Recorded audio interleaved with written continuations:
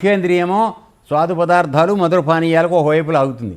జననేంద్రియం అంటే ఇది స్త్రీ సుఖం కోసం లాగుతుంది. గుహ్యేంద్రియం అది జిహ్వేంద్రియం, ఇది గుహ్యేంద్రియం. అందుకని మహానుభావుడు మలయాళ స్వాములు వారు చెప్తారు, జిహ్వేంద్రియము గుహ్యేంద్రియము మూటబడందే స్వర్గ మార్గం, ముక్తి మార్గం తెరుచుకోదు అని.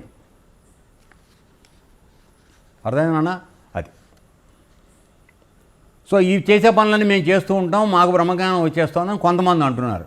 అది బ్రహ్మజ్ఞానమో ఏ జ్ఞానమో మనకు తెలియదు, వదిలేద్దాం. తర్వాత చర్మం స్పర్శకు, స్పర్శ సుఖం చర్మానికి, ఉదరం భోజనానికి అనగా నాలుక. ఓకే. తర్వాత శ్రవణం మధుర శబ్దాలకు లాగుతూ ఉంటాయి. మంచి మ్యూజిక్ అంటే ఇక్కడ మధుర శబ్దాలంటే అవి కాదండి, డీజేలు. మనకిప్పుడు మనకు కావాల్సిన ఏంటంటే మనకి డీజేలు కావాలి.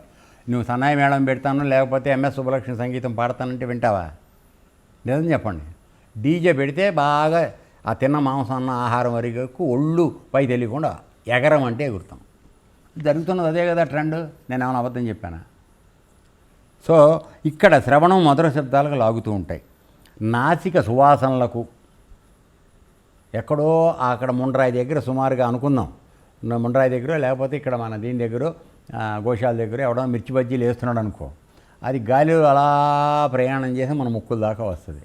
వెంటనే నీ కాళ్ళు అటు నడిచి వెళ్ళిపోతాయి. చూడండి, వచ్చింది ముక్కులకి వాసన, నువ్వు నడిచి వెళ్ళిపోయావు అక్కడికి.